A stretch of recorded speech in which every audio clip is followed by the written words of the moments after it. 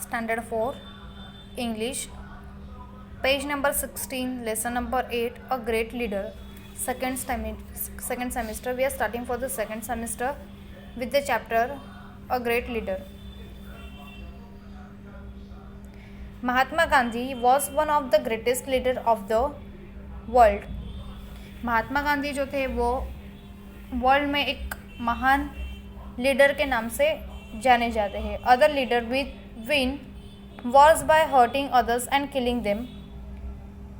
जो अदर इनके जैसे और भी लीडर्स हुए, लेकिन उन्होंने हर वॉर कैसे जीता, तो उन्होंने दूसरों को मारकर, दूसरों को नुकसान पहुंचाकर कोई भी जंग जीती है. Mahatma Gandhi did not use any arms and weapons like guns, rifles और बॉम्ब्स. अभी महात्मा गांधी ने इनकी तरह कोई भी गन, राइफल या बॉम्ब यूज़ करके कोई वॉर नहीं जीता. And yet he won the war of India's independence. लेकिन फिर भी इनमें से कोई चीज़ यूज़ ना करते हुए भी उन्होंने भारत के आज़ादी की जो जंग थी वो जीती. पीपल लविंगली कॉल्ड हिम बापू और बापूजी, फादर ऑफ द नेशन. लोग उनको प्यार से बापू या बापूजी बुलाते थे. इसका मतलब होता है फादर ऑफ द नेशन, राष्ट्रपिता. Gandhi ji was a man of iron will. अभी गांधी जी जो थे उनको आयरन विल कहा जाता है, मतलब फौलादी इंसान जिसे कहते हैं ना, उसे. If he decided to do something he did it no matter how difficult it was. अभी उन्होंने कुछ करने की ठानी तो उन्होंने वो किया. ऐसा कभी नहीं सोचा कि ये कितना डिफ़िकल्ट है, उन्होंने करना मतलब करना ही, ऐसा उन्होंने सोच के रखा था. One day he decided that he would have an early morning prayer every day. From that day onwards he never miss the prayer. फिर एक दिन उन्होंने सोचा कि सुबह जल्दी उठकर प्रेयर करने के लिए, और उसके बाद उन्होंने कभी भी वो प्रेयर मिस नहीं की. Gandhi ji gave a lot of importance to truth, simplicity and non violence. That is okay. जो गांधी जी थे उन्होंने truth, simplicity and non violence को बहुत ही इम्पोर्टेंस दिया. उसका मतलब होता है not hurting others. Gandhi ji dress was very simple, just a loin cloth. अभी ट्रूथ, सिंप्लिसिटी, नॉन वायलेंस मतलब होता है कि किसी को हर्ट नहीं करना, non violence. Gandhi जी's dress was very simple, just a line cloth, a dhoti worn above the knees and sometimes a shawl. अभी गांधी जी की जो ड्रेसिंग थी वो बहुत ही सिंपल थी. उन्होंने सिर्फ एक लाइन क्लोथ पहनने का मतलब धोती, और वो भी कैसे, अपने घुटनों से ऊपर तक, और कुछ समय एक शॉल ऊपर रहने की. ऐसे यहाँ पे उन्होंने एक फ़ोटो दिखाया हुआ है, आप देख सकते हो. इस तरीके से उनका ड्रेसिंग था. Could he not afford any fancy fashionable clothes. क्या वो कोई भी फैंसी फैशनेबल क्लोथ्स क्या अफोर्ड नहीं कर सकते थे? क्या उनकी इतनी कैपेसिटी नहीं थी कि वो कोई फैशनेबल कपड़े पहने? Of course he could, but his simple line clothes was a deliberate choice. How did he came to make this choice. अभी उनकी ये चॉइस थी, उन्होंने खुद से चूज़ किया हुआ था ऐसे कपड़े पहनने के लिए. ऐसा पहनावा उन्होंने खुद से मंजूर किया था, और वो कैसे किया था तो अभी वो देखते हैं. Once Gandhi ji was on a lecture tour in Odisha. अभी एक बार गांधी जी एक जगह पे भाषण देने के लिए ओडिशा में गए हुए थे. Usually man and women gathered in the large number of the listen to him. Normally बहुत से, जहाँ पे भी वो भाषण देने के लिए जाते थे, बहुत ही आदमी, औरतें, ऐसे लेडीज जेंट्स जमा होते थे उनके भाषण को सुनने के लिए, बहुत ही बड़ी संख्या में. In Odisha however women were not seen at this public meeting और लेक्चर्स. लेकिन ओडिशा में ऐसा पहली बार हुआ कि वो वहाँ पर भाषण के लिए गए, लेकिन वहाँ पे सिर्फ उनको आदमी दिखे, औरतें वहाँ पे नज़र नहीं आई. On making inquiries Gandhi ji found that the people in that part of the country were so poor that their women folk had not a decent thing to wear.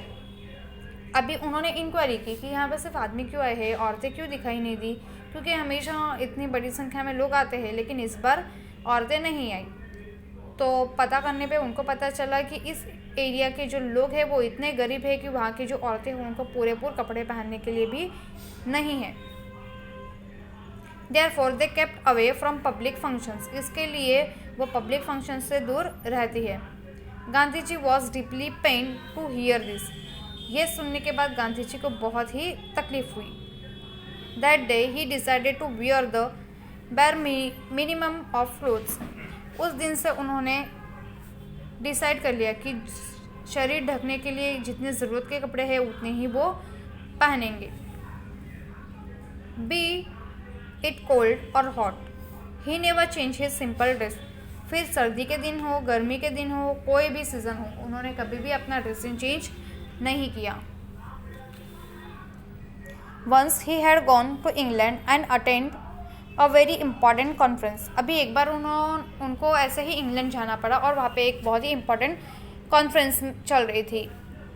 King George of England gave a reception to the participant of the conference at his palace. अभी जो भी conference में जो भी लोग include हुए थे, king George उन्होंने जो भी कॉन्फ्रेंस में इंक्लूड लोग थे उन सबको पार्टी में इनवाइट किया था। उनके पैलेस पे, उनके महल में जो पार्टी रखी थी वहाँ पे उन्होंने इनवाइट किया। People restored by the kings have to dress up in a certain way. At that time England rule over India. अभी जो भी लोग पार्टी में जाने वाले थे उन्होंने सोचा कि कपड़े पहनने का एक अलग तरीका सोचा था कि ऐसे पहनेंगे वैसा पहनेंगे, क्योंकि किंग ने इनवाइट किया है। और उस वक्त में उनका जो इंग्लैंड जो था वो इंडिया पे कब्जा जमा के बैठा हुआ था, अपना राज इंडिया पे चला रहा था। People in England wanted to know if Gandhi ji would change the style of his dress to see the king. अभी जो भी लोग थे वो तो वेट कर रहे थे कि गांधी जी अभी पार्टी में आएंगे तो वो कैसे कपड़े पहन के आएंगे, क्या वो अपना ड्रेसिंग चेंज करेंगे। Gandhi ji made it very clear that he would be dress in his usual way. Gandhi ji ने क्लियर कर दिया था कि अगर वो आएंगे फिर भी वो जो कपड़े पहनते हैं वैसे कपड़े में ही आएंगे, किंग से मिलने के लिए कोई वो स्पेशल ड्रेस पहनकर नहीं आएंगे। Even when visiting the king of England, यहाँ तक कि इंग्लैंड के राजा के पार्टी में महल पे जाना पड़ा तो भी वो वैसे ही कपड़े पहन के आएंगे जैसे वो नॉर्मली पहनते हैं। He would wear the dress of the people whom he represented। वो वैसे ही कपड़े पहनेंगे जिस लोगों को वो प्रेजेंट करते हैं। जैसे कि वो इंडिया को प्रेजेंट करने के लिए इंग्लैंड में आए हुए थे, तो जैसे इंडिया में लोग रहते हैं, जैसा उनका पहनावा है वैसे ही वो पहनेंगे। Gandhi ji was not bothered by what style of dress the British approved of, so as the poor people in his country did not have enough clothes to wear. अभी उन्होंने सोचा था अगर मेरे देश के लोगों को पूरे कपड़े पहनने के लिए नहीं मिलते हैं, अगर वो आज के दिन में भी अगर ऐसे कपड़े पहन के जीते हैं तो वो समझते थे कि मुझे खुद का इतना बड़प्पन दिखाने की कोई ज़रूरत नहीं है, जैसे मेरे देश के लोग हैं वैसे मैं भी रहूँगा। Finally the king had to welcome at his reception the great man dressed in a simple line clothes and a shawl. अभी फाइनली किंग ने वेलकम किया और गांधी जी ने सिर्फ लाइन क्लॉथ पहना हुआ था और शॉल, मतलब घुटने के ऊपर धोती पहनी हुई थी और एक शॉल लिया हुआ था। The king himself was dressed quite extravagantly. अभी जो किंग था वो तो किंग था, उसने कुछ अच्छे ही डिज़ाइनर कपड़े पहने हुए थे। गांधी जी वो was asked weather he had enough clothes on for meeting with the king. He replied that the king had enough clothes on for both of them. Millions of poor people in India felt happy that Mahatma Gandhi dressed like them. अभी बहुत से लाखों लोग India में थे, उनको बहुत ही खुशी हुई कि गांधी जी ऐसे कपड़े पहनकर वहाँ पे गए, क्योंकि उन्होंने इंडिया को रिप्रेजेंट वो हमेशा करते थे। Although Mahatma Gandhi did not use any destructive weapons, he had millions of staunch followers. Okay, तो महात्मा गांधी जो थे वो कभी भी कोई हथियार वगैरह लेके नहीं चलते थे, यहाँ तक कि उनके बहुत से फॉलोअर्स वगैरह भी थे। Gandhi ji showed all the suppressed people in the world the new path of satyagraha. उन्होंने सत्याग्रह का रास्ता लोगों को दुनिया भर में दिखाया। He is remember for his greatness not only in India but in all parts of the world. अभी गांधी जी जो है वो सिर्फ उनके ग्रेटनेस के लिए, उनकी महानता के लिए सिर्फ इंडिया में नहीं तो पूरी दुनिया भर में जाने जाते हैं। यहाँ पे मीनिंग्स दिए हुए हैं। Iron bill, strong determination, conference, a large formal meeting where people discuss important matters. अभी हम लोग बहुत बार सुनते हैं कि इसने प्रेस कॉन्फ्रेंस किया, उसने किया, मतलब वहाँ पे क्या होता है कि एक फॉर्मली एक मीटिंग अपॉइंट की जाती है जहाँ पे जो इम्पोर्टेंट टॉपिक रहते हैं उनके बारे में बात की जाती है. Bothered, worried extravagantly in a way that clothes cost of a lot of money. Staunch follower, people who were firm and loyal in following him. Question number 1. Write the meaning of the following with the help of passage. A man of iron will.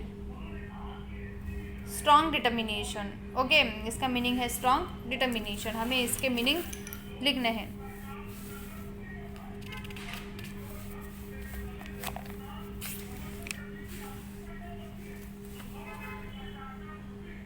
Iron will, strong determination. Second one, loin clothes.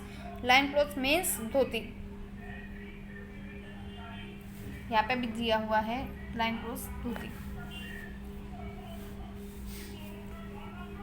Okay, next, non violence. Non violence, peaceful. सिर्फ हमें meaning लिखने हैं, not a sentence. Question number 2. From the passage, find the bigger words that include the words given here. Loving. अभी इनसे भी बड़े words text book में दिए हुए हैं, वो हमें फाइंड करके लिखने हैं. Loving, lovingly. Fashion, fashionable. Woman, woman folk. And great, greatness. I will send you photo so you can write the answers.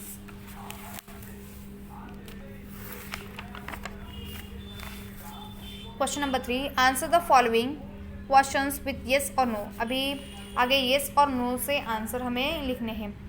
First one, did Gandhi ji use any weapons. क्या गांधी जी कोई भी वेपन यूज़ करते थे? No, he never used any weapon. Did Gandhi ji ever miss the prayer. Gandhi ji ने कभी कोई prayer miss की? नहीं. Answer will be no.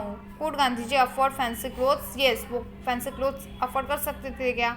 बिल्कुल कर सकते थे. Did the king receive Gandhi ji at his palace? Yes. Did Gandhi ji change his style of dress for reception? क्या रिसेप्शन के लिए गांधी जी ने अपना जो ड्रेसिंग स्टाइल था वो चेंज किया? क्या? नहीं. So answer will be no. Question number 5. 4 कुछ नहीं करना है. Question number 5. With the help of your teacher and parents gather some information about man and women of our country. Prepare a short speech about any one. Present it in the class. Two examples are given below. अभी उन्होंने कहा है कि जो great leader जैसे लोग होके गए हैं अपने इंडिया में, वैसे उनके बारे में स्पीच तैयार करना है और अपने क्लास में बोलना है. जैसे कि 2 एग्जाम्पल्स नीचे दिए गए हैं, उसमें से है लोकमान्य तिलक एंड सावित्रीबाई फुले. लोकमान्य तिलक आप इनको जानते ही हो, जिन्होंने गणपति जो फेस्टिवल है अपना वो स्टार्ट किया था. Swaraj is my birthright and I will have it. Okay, Marathi में सुना होगा, स्वराज्य हा माझा जन्मसिद्ध अधिकार आहे. स्वराज है वो मेरा जन्मसिद्ध अधिकार है. The person who asserted this way Lokmanya बाल गंगाधर तिलक. अभी जिन्होंने कहा था Swaraj is my birth right, वो थे लोकमान्य तिलक. बाल Gangadhar Tilak was born in 1856. जो बाल गंगाधर तिलक थे उनका जन्म हुआ था 1856 में. At the time the British rule over India. उस वक्त में ब्रिटिश का राज इंडिया पे चल रहा था. People did not like this British rule. लोगों को ये ब्रिटिश लोग जो राज कर रहे थे वो बिल्कुल भी पसंद नहीं था. They agitated against the British government. Lokmanya Tilak inspired a national spirit among the people. वो नाखुश थे ब्रिटिश गवर्नमेंट से बिल्कुल भी, और लोकमान्य तिलक थे उन्होंने लोगों को नेशनल स्पिरिट के लिए जगाया था. उनके अंदर एक भावनाएं जगाई थी. For that purpose he organize public celebrations of Ganeshotsav and Shiv Jayanti. और ये स्पिरिट के लिए ही उन्होंने पब्लिक सेलिब्रेशन स्टार्ट किए, जैसे कि गणेशोत्सव और शिव जयंती जैसे त्यौहार उन्होंने शुरुआत की. In his papers Kesari and Maratha he boldly criticize the government. उनके जो पेपर आते थे 2, केसरी और मराठा, इन 2 पेपर में उन्होंने गवर्नमेंट को खुलेआम क्रिटिसाइज किया था, मतलब उनकी आलोचना की थी. The British government arrested Tilak and put him in prison. Okay, तो इसकी वजह से उन्होंने जो गवर्नमेंट की आलोचना की थी इसके लिए उन्होंने गवर्नमेंट ने तिलक को जेल में बंद कर दिया था। But Lokmanya Tilak continued his struggle for Swaraj even after he was release from prison. लेकिन फिर भी लोकमान्य तिलक ने जो अपनी मेहनत है स्वराज के लिए वगैरह वो जारी रखी थी, जो वो कर रहे थे वैसे उन्होंने चालू ही रखा, बंद नहीं किया जेल से छूटने के बाद भी। ही spent all his life in the service of the nation. उन्होंने अपनी पूरी ज़िंदगी देश के नाम की, देश की सेवा में उन्होंने लगा दी थी। उसके बाद है सावित्रीबाई फुले। अपने गर्ल्स के लिए सबसे इम्पॉर्टेंट लेडी है ये Savitribai Phule. Today we see that girls go to school, colleges, excel in every walk of a life along with man. अभी आज हम देखते हैं लड़कियां जो है वो स्कूल जाती है, कॉलेज जाती है, लड़कों के बरोबर में काम करती है हर जगह पे। But this was not always so. लेकिन ये हमेशा पहले की तरह, पहले ऐसा बिल्कुल नहीं था। पहले कुछ सिचुएशन अलग थी, आज बिल्कुल अलग है। In the past women and the downtrodden sections of the society did not have the right to education. अभी पहले कैसे था कि जो लड़कियां थी उनको, और जो डाउन टोडन दलित लोग थे, नीची जात वाले लोग वगैरह होते हैं, उनको पढ़ने का हक बिल्कुल भी नहीं दिया गया था। They were not allowed to work in any important position. उनको कोई भी बड़ी जगह पे काम करने के लिए नहीं दिया जा सकता था। Their life was miserable. उनकी लाइफ बहुत ही दुख भरी जिंदगी उनकी थी। This was a great social injustice. ये बहुत ही बड़ा एक अन्याय लोगों के साथ उस वक्त में हो रहा था। Social reformers fought against this injustice and discrimination. अभी कुछ लोग थे, उन्होंने इसके अगेंस्ट में लड़ाई की। Foremost among them were Mahatma Jyotirao Phule and his wife Jyotirao Phule, Savitribai Phule. अभी जो लोग इसके खिलाफ, इस अन्याय के खिलाफ लड़ रहे थे, उनमें से सबसे इम्पॉर्टेंट जो दो जन थे वो थे महात्मा ज्योतिराव फुले एंड उनकी पत्नी थी Savitribai Phule. Mahatma Phule started the first school for girls in Pune in 1848। जो महात्मा फुले थे उन्होंने उनकी फर्स्ट स्कूल पुणे में स्टार्ट की थी 1848 में। वो फर्स्ट गर्ल की स्कूल थी, लड़कियों के लिए पहले स्कूल खोली गई थी। In the face of great social opposition. बहुत लोगों ने उनका तिरस्कार, उनके ऑपोजिट गए थे, फिर भी उन्होंने वो स्कूल चालू की थी। At a time when women were not allowed to read and write. उस वक्त में लड़कियों को पढ़ना लिखना बिल्कुल भी अलाउड नहीं किया गया था। Savitribai became the first women to teach in a girls school. Savitribai Phule जो थी वो पहली लेडी थी लड़कियों को स्कूल में पढ़ाने के लिए। To stop her people created many obstacle in her path. अभी उनको रोकने के लिए लोगों ने बहुत सारी मुश्किलें उनके लिए खड़ी कर दी थी। They went through dirt and stones at her. अभी लोगों ने उनके ऊपर पत्थर फेंके, कीचड़ फेंके उनके घर के ऊपर। But she did not waver. लेकिन उन्होंने कभी भी इसका उत्तर या फिर इनके खिलाफ नहीं ली। उन्होंने कभी भी इन चीज़ों को ध्यान में नहीं रखा। She did not give up her noble cause. उन्होंने फिर भी अपना काम करने के लिए नहीं छोड़ा। Her nobility and courage will always guide man and women alike in the course of their life and career. अभी उनका जो ज़िंदगी भर का काम था, उन्होंने जो काम किया है, उनका वो काम लोगों को, लड़कियों को, लड़कों को एक करेज देता है, एक दिशा दिखाता है कि कैसे काम करना चाहिए लड़की लड़के और लोग को साथ में रह के। ये सावित्रीबाई और फुले, लोकमान्य तिलक, इनके बारे में स्पीच है। ये स्पीच आपको आपकी नोटबुक में सेपरेट पेज पे लिखना है। पहले लिखना है लोकमान्य तिलक के बारे में, उसके बाद लिखना है सावित्रीबाई फुले के बारे में, और उसके पहले आपको ये क्वेश्चन एंड आंसर्स लिखने हैं। इस चैप्टर के हार्ड वर्ड्स में आपको सेंड कर रही हूँ। सो चैप्टर 8 कंप्लीट हो गया है। नेक्स्ट टाइम में हम देखेंगे अपनी ये पोएम। Thank you.